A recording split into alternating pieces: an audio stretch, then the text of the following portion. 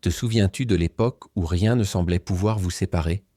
Ils dormaient dans la même chambre, riaient des mêmes blagues, faisaient des projets d'avenir. C'était comme si le monde était trop petit pour une telle complicité. Mais le temps a passé. Et soudain, ce lien a commencé à s'estomper. Aujourd'hui, vous vous parlez à peine. Son anniversaire est arrivé et vous n'avez même pas pris la peine de lui envoyer un message. À Noël, l'étreinte était rapide, presque mécanique, plus un geste d'habitude qu'une marque d'affection. Et au fond, ça fait mal de réaliser que celui qui était autrefois votre meilleur ami est devenu un étranger qui partage le même sang, mais plus le même cœur. Si vous ressentez cela, restez avec moi, car dans cette vidéo, je vais vous montrer pourquoi cela se produit-il. Et plus important encore, que pouvez-vous faire pour changer cette histoire? Aujourd'hui, je vais révéler 7 raisons profondes. Voici les raisons pour lesquelles les frères et sœurs s'éloignent au fil des années. Mais il ne s'agit pas des explications superficielles que vous avez déjà entendues. Ce sont des raisons cachées, subtiles, presque imperceptibles. Des schémas émotionnels qui, sans même s'en rendre compte, érodent même les liens les plus forts. Tout cela à la lumière de la sagesse antique de Confucius, qui comprenait l'art des relations humaines comme peu d'autres. Alors, avant d'approfondir ce sujet, n'hésitez pas à aimer cette vidéo et à vous abonner à la chaîne, car ce que vous allez découvrir pourrait non seulement expliquer la distance que vous ressentez, mais aussi ouvrir la voie à une véritable réconciliation si tel est encore votre désir. Commençons. La principale raison pour laquelle tant de frères et sœurs s'éloignent l'un de l'autre au fil des années est rivalité d'enfance non résolue. On a tendance à croire que la rivalité fraternelle appartient au passé, tout comme les jouets, les disputes pour l'espace et les querelles d'attention. Mais en réalité, elle disparaît rarement. Confucius nous l'a déjà enseigné. Les blessures de l'enfance ne guérissent pas avec le temps. Elles se cachent simplement sous les couches de la vie adulte. Et c'est exactement ce qui se passe avec la rivalité fraternelle. Elle ne meurt pas. Elle change simplement de forme. Elle reste là, en sommeil, mais toujours vivante, saignant en silence. Laissez-moi vous raconter l'histoire de Adrien et Miguel. Ils ont grandi dans un foyer où les comparaisons faisaient partie du quotidien. Leur père disait toujours « Pourquoi n'as-tu pas les mêmes notes que ton frère? Regarde comme ton frère est plus responsable. Essaie d'apprendre de lui, Miguel. » Ces mots, répétés pendant des années, ont engendré une rivalité qu'aucun des deux n'avait choisie. Adrien, le fils exemplaire, portait le fardeau de la perfection. Miguel, le fils à problème, a grandi avec le sentiment constant de ne jamais être à la hauteur. Le temps passa, ils grandirent, mais les blessures ne s'effacèrent pas. Chaque réussite d'Adrien était un douloureux rappel pour Miguel, la preuve vivante qu'il était toujours en retard. Et chaque difficulté de Miguel semblait, aux yeux d'Adrien, confirmer les paroles incessantes de son père. Aujourd'hui, à 45-42, pendant des années, ils se sont à peine parlé. Non pas parce qu'ils se sont disputés, mais parce que être proche l'un de l'autre fait encore mal. C'est comme rouvrir une vieille blessure, la douleur d'être comparé, mesuré et étiqueté tout au long de sa vie. Confucius a dit « Les frères et sœurs qui ont été contraints de se faire concurrence durant leur enfance choisissent la distance à l'âge adulte, non par manque d'amour, mais par souci de préservation émotionnelle. » Si vous vous êtes reconnu dans cette histoire, ou si quelque chose de similaire s'est produit dans votre famille, écrivez-le dans les commentaires. Conflit non résolu. Car reconnaître la blessure est la première étape pour commencer à la guérir. La deuxième raison pour laquelle les frères et sœurs finissent par s'éloigner est lorsqu'ils suivent des chemins de vie radicalement différents. Quand on est enfant, le monde est le même. La même maison, la même école, les mêmes amis dans la rue. Mais avec le temps, chacun commence à tracer son propre chemin. Et parfois, ces chemins deviennent si différents qu'on a l'impression de vivre sur des planètes différentes. Confucius disait « Lorsque deux fleuves prennent leur source dans la même montagne mais se jettent dans des océans différents, il arrive un moment où leurs eaux ne se reconnaissent plus. » C'est exactement ce qui s'est passé avec Élodie et Sophia, deux sœurs qui étaient inséparables jusqu'à Lavington Hill, riaient de tout ensemble, faisaient des projets d'avenir et se promettaient que rien ne changerait. Mais la vie, comme toujours, en avait décidé autrement. Élodie s'est mariée jeune, elle avait 3 enfants, elle est devenue femme au foyer dans une petite ville. Sophia, quant à elle, a déménagé dans la capitale, a mené une brillante carrière dans le droit, a voyagé à travers le monde et a décidé de ne pas se marier. Lorsqu'ils arrivèrent à Quarantan, ils se croisaient encore lors de fêtes de famille, mais c'était comme parler à un étranger. Les préoccupations d'Élodie tournaient autour des couches, de l'école des enfants, des factures du ménage et de la lassitude du mariage. Pour Sophia, tout cela paraissait bien insignifiant. Les récits de Sophia, voyages, nouvelles relations, promotions, semblaient futiles, voire pénibles, aux yeux d'Élodie, qui avait le sentiment d'avoir sacrifié ses propres rêves pour sa famille. Aucun des deux ne jugeait ouvertement l'autre, mais un lourd silence régnait entre eux, comme s'ils ne vivaient plus dans le même monde. Confucius enseignait « La distance entre frères et sœurs ne se mesure pas en kilomètres, mais en expériences non partagées. Lorsque leurs vies deviennent si différentes qu'ils ne reconnaissent au plus le chemin de l'autre, le lien se rompt naturellement. La troisième raison qui sépare les frères et sœurs est inégalité financière et ressentiment. C'est peut-être l'une des causes les plus toxiques, et pourtant l'une des moins évoquées. Quand l'un des frères et sœurs prospère tandis que l'autre lutte pour survivre, leur relation se transforme. Et cette transformation est presque toujours négative. Confucius avait déjà prévenu. L'argent ne crée pas l'amour entre frères et sœurs, mais les inégalités de richesse engendrent souvent du ressentiment. Je vais vous raconter l'histoire de Alexandre, Carlos et Nicolas, trois frères qui ont grandi très proches. Dans leur enfance, ils partageaient tout, leurs jouets, leurs rêves et même leur chambre. Mais à l'âge adulte, le destin les a menés sur des chemins bien différents. Alexandre devint un homme d'affaires prospère.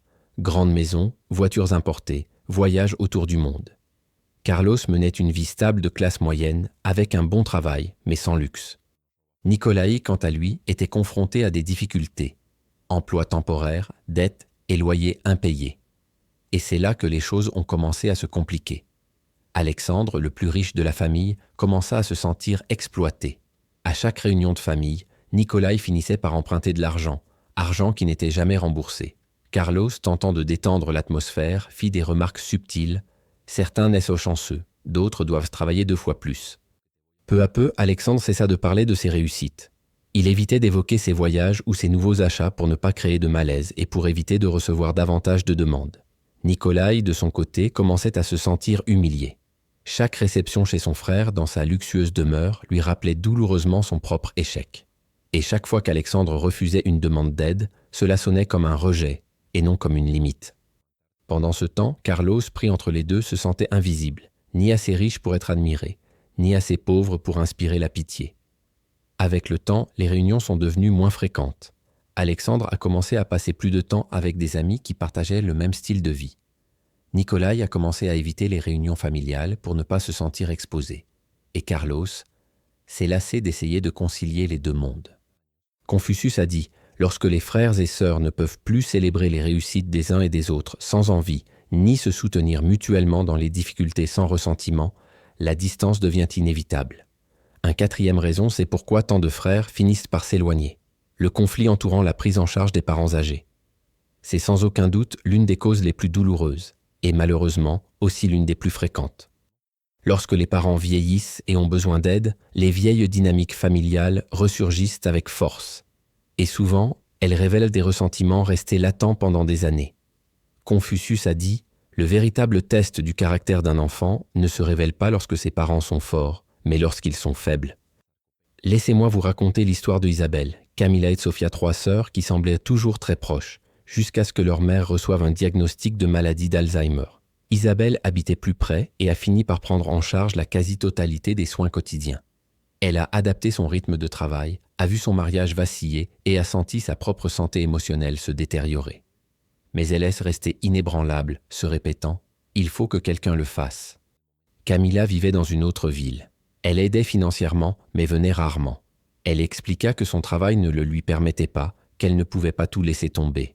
Et bien qu'elle se soit justifiée, un sentiment de culpabilité la rongeait. Cette culpabilité se transforma en attitude défensive. Elle critiqua la façon dont Isabelle s'occupait de sa mère, comme si cela pouvait apaiser sa propre conscience. Sophia, la plus jeune, a toujours été traitée comme le bébé de la famille. Au fond d'elle-même, elle s'attendait à ce que ses sœurs aînées s'occupent de tout, comme elle l'avait toujours fait. Le résultat ? Isabelle a ressenti épuisée et abandonnée. Camilla se sentait coupable et incompris. Et Sophia sentit perdue, sans comprendre pourquoi tout le monde était si en colère contre elle. Lorsque leur mère est décédée, la distance entre eux trois est devenue presque irréversible. Le partage de l'héritage s'est transformé en champ de bataille, non pas tant pour l'argent, mais pour quelque chose de bien plus profond, un sentiment d'injustice. Chacune pensait avoir donné davantage, ou avoir mérité davantage. D'autres voulaient compenser ce qu'elles n'avaient pas pu faire. Confucius a averti. Les frères et sœurs qui ne peuvent pas partager le fardeau des soins à apporter à leurs parents parviennent rarement à maintenir le lien après le décès de leurs parents. Si cette histoire vous a touché, merci d'aimer et de partager cette vidéo. Beaucoup de frères vivent cette douleur silencieuse et peut-être que ce que vous venez d'entendre aidera quelqu'un à comprendre, voire à renouer des liens. Une cinquième raison, c'est pourquoi tant de frères finissent par s'éloigner lorsque les alliances conjugales créent des obstacles. Lorsque des frères et sœurs se marient, une nouvelle dynamique entre en jeu et avec elle, de nouveaux liens, de nouvelles loyautés et parfois de nouveaux murs. Confucius a observé, lorsqu'un homme se marie, il gagne une épouse, mais parfois il perd un frère. Non pas que le mariage soit mauvais en soi, mais parce que les loyautés sont bouleversées. Laissez-moi vous raconter l'histoire de Luca et de Pablo, deux frères qui ont toujours été inséparables. Dès leur plus jeune âge, ils étaient complices en tout.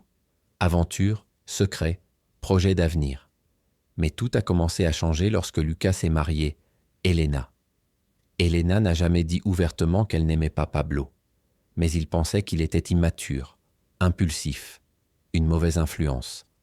Elle ne lui interdisait pas de venir, mais elle faisait de petites remarques, formulait des critiques voilées et créait parfois des coïncidences dans son emploi du temps pour éviter les rencontres. Luca, désirant la paix dans son mariage, a commencé à prendre ses distances. C'est plus facile comme ça, pensa-t-il. Pablo, sans en comprendre pleinement la raison, ressentit le rejet et, blessé, commença lui aussi à prendre ses distances. Et peu à peu, le lien qui semblait indestructible commença à se défaire en silence. Mais parfois, c'est l'inverse qui se produit. Prenons le cas de Marina et de Sofia, deux sœurs très proches. Quand Sofia s'est mariée, Ricardo Marina continuait d'agir comme avant. Elle appelait à toute heure, débarquait à l'improviste, s'attendait à ce que sa sœur laisse tout tomber pour l'aider, comme si rien n'avait changé. Ricardo, on le comprend, commença à se sentir mal à l'aise. Il avait l'impression que les limites du couple n'étaient pas respectées. Sofia se retrouva prise entre deux feux. D'un côté, sa loyauté envers sa sœur, de l'autre, le respect de son mariage. Finalement, pour protéger sa propre relation, elle devait fixer des limites avec Marina. Mais Marina a interprété cela comme un rejet. Et ainsi, sans combat, sans grands mots, juste dans le silence et un ressentiment inexprimé, la distance s'est installée. Confucius enseignait « Les frères et sœurs avisés comprennent que le mariage change la donne, mais qu'il ne doit pas pour autant détruire les liens fraternels. Cela exige toutefois de la maturité et de l'empathie de la part de tous. » Une sixième raison.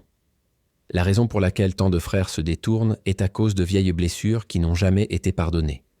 Parfois, ce ne sont ni la distance, ni l'argent, ni le temps qui séparent, mais une blessure silencieuse, enfouie au plus profond de soi qui n'a jamais guéri. Ces blessures sont comme des dettes émotionnelles. Et plus le temps passe, plus les intérêts s'accumulent. Confucius a dit « Le pardon tarde à venir devient impossible ». Une plaie non soignée à son apogée se gangrène avec le temps. Laissez-moi vous raconter l'histoire de Claire et Monica. Quand ils avaient 16 et 8 ans, Monica a commencé à sortir avec le garçon dont Claire était secrètement amoureuse. Pour Monica, ce n'était qu'une romance adolescente sans importance qui s'est terminée au bout de quelques mois. Mais pour Claire, c'était une trahison, insignifiante aux yeux des autres, énorme à ses propres yeux. Elle n'a jamais rien dit. Elle ne s'est ni disputée, ni n'a pleuré devant sa sœur. Elle a simplement ravalé sa fierté et gardé le secret. Mais le silence n'a rien guéri. Il a seulement permis au ressentiment de s'enraciner. 3 décennies plus tard, à 46 et 48 ans, ils se croisaient encore lors de réunions de famille. Ils se parlaient là poliment, échangèrent des sourires, mais un mur invisible les séparait. Monica ne comprenait pas. C'était il y a si longtemps. Nous étions adolescentes. Mais Claire portait toujours cette vieille douleur, désormais durcie, fossilisée par 30 en silence. Et ce type d'histoire n'est pas rare. Prenons le cas de Fabienne et Juan. À la mort de leur père, Fabien a prêté une somme importante à Juan, qui traversait une période difficile. Juan avait promis de payer. Il n'a jamais payé. Fabien n'a jamais fait payer, mais il n'a jamais oublié non plus. Et Juan, au fond de lui, savait qu'il le devait. Il avait honte, et en même temps, il en voulait à son frère d'être plus à l'aise financièrement. 20 ans ils ont réussi. L'argent n'a jamais été rendu, le pardon n'a jamais été accordé et l'affaire n'a jamais été abordée. Mais il était là, un éléphant invisible dans chaque conversation, dans chaque rencontre, rendant impossible toute véritable intimité. Confucius enseignait Entre frères et sœurs, le silence face au grief est plus destructeur qu'un conflit ouvert. Car le conflit offre encore une chance de réconciliation, contrairement au silence. Un septième et dernière raison. La raison pour laquelle les frères et sœurs s'éloignent est peut-être la plus difficile à accepter, mais aussi l'une des plus libératrices, personnalités tout simplement incompatibles. L'éloignement ne résulte pas toujours d'une dispute, d'une vieille rancune ou d'une grande injustice. Parfois, il naît de ce qu'il est le plus simple et le plus honnête de reconnaître. Nous sommes trop différents. Confucius, avec sa sagesse ancestrale, a déjà dit quelque chose d'étonnamment pertinent aujourd'hui. Tous les liens du sang ne créent pas une affinité spirituelle. Forcer la proximité là où il n'y a pas de lien naturel, c'est semer du ressentiment déguisé en devoir. C'est ce qui s'est passé avec Clara et Elena. Ils ne se sont jamais battus, n'ont jamais participé à des compétitions, n'ont jamais subi de traumatisme majeur. Mais aussi, ils n'avaient jamais grand-chose en commun. Clara était introspective, analytique et organisée. J'aimais le silence, la routine, la prévisibilité. Elena était tout le contraire, extravertie, émotive, impulsive. Il adorait l'improvisation, le bruit et le mouvement constant. Dans l'enfance, être ensemble était inévitable. Ils vivaient ensemble, étudiaient ensemble, et la structure familiale entretenait leurs liens. Mais lorsqu'ils devinrent adultes et purent choisir leurs propres compagnons, ils sont naturellement partis dans des directions différentes. Il n'y avait pas de ressentiment, un simple manque d'harmonie. Et pourtant, tous deux se sentaient en coupables, parce que la société enseigne que les frères et sœurs doivent être inséparables, que les liens du sang sont plus épais que l'eau. Mais la vérité est que l'amour n'a pas forcément besoin d'être intime pour être vrai. Confucius l'avait bien compris. Toutes les relations, même les liens du sang, ne sont pas faites pour une profonde intimité. Et c'est normal. Cela ne rend personne froid ou mauvais, juste humain. Maintenant que nous avons exploré les 7 raisons, je souhaite aborder la question que beaucoup d'entre vous se posent. Alors, que puis-je faire maintenant ? Confucius nous éclaire d'un jour nouveau. Toute rupture n'est ni possible ni souhaitable, mais toute rupture mérite d'être comprise. La compréhension est le premier pas vers toute décision éclairée. Si l'absence est due à conflit non résolu, il faut que quelqu'un ait le courage de dire la vérité. Je crois que nous avons grandi dans un climat de comparaison constante qui nous a blessés tous les deux. Pourrions-nous en parler ? Nommer le problème sans accuser ni attaquer est le premier pas vers la guérison. Si c'est pour différents parcours de vie, il s'agit peut-être de trouver de nouveaux points de convergence. Nos vies ont changé, nos mondes se sont séparés, mais je tiens toujours à toi. Pouvons-nous trouver des moyens de rester en contact tout en respectant qui nous sommes devenus ? De petits gestes, des intérêts partagés ou des souvenirs du passé peuvent créer des ponts là où cela semblait impossible. Si la raison est inégalité financière, il est temps d'établir des limites claires et honnêtes. Je t'aime, mais je ne peux pas être ta banque. J'espère que tu m'aimeras malgré ma réussite ou mes difficultés financières. L'honnêteté préserve la relation et l'estime de soi de chacun.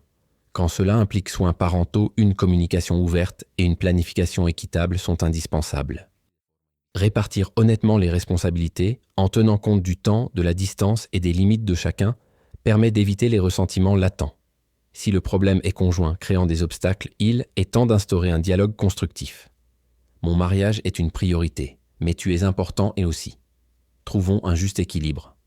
Il est essentiel de fixer des limites claires, sans blâmer. Pour blessures non pardonnées, le courage est essentiel. Il y a quelque chose du passé que nous n'avons jamais réglé. Pouvons-nous enfin en parler ? Le silence ne fait que prolonger la souffrance. Et si c'était juste incompatibilité de personnalité, Confucius nous enseigne à accepter avec compassion. Toutes les relations n'ont pas besoin d'être intenses. Le respect et les vœux de bien-être, même à distance, peuvent suffire. La leçon finale de Confucius est puissante. Toutes les relations brisées n'ont pas besoin d'être réparées. Certaines doivent être acceptées, d'autres pleurées, d'autres encore laissées partir en paix. Vous n'êtes pas obligé d'entretenir une relation intime avec votre frère ou votre sœur. Des relations cordiales et distantes, ou celles limitées aux réunions de famille, ne sont pas des échecs. Ce qui compte, c'est d'avoir agi en pleine conscience, d'avoir essayé quand c'était important et d'avoir trouvé la paix intérieure lorsque la proximité était impossible. La qualité d'une relation fraternelle ne se mesure pas nécessairement à la proximité, mais absence de ressentiment. Il est possible d'être loin et de trouver la paix intérieure. Ainsi, après avoir exploré ces 7 raisons, la grande leçon que nous laisse Confucius est simple, mais profonde.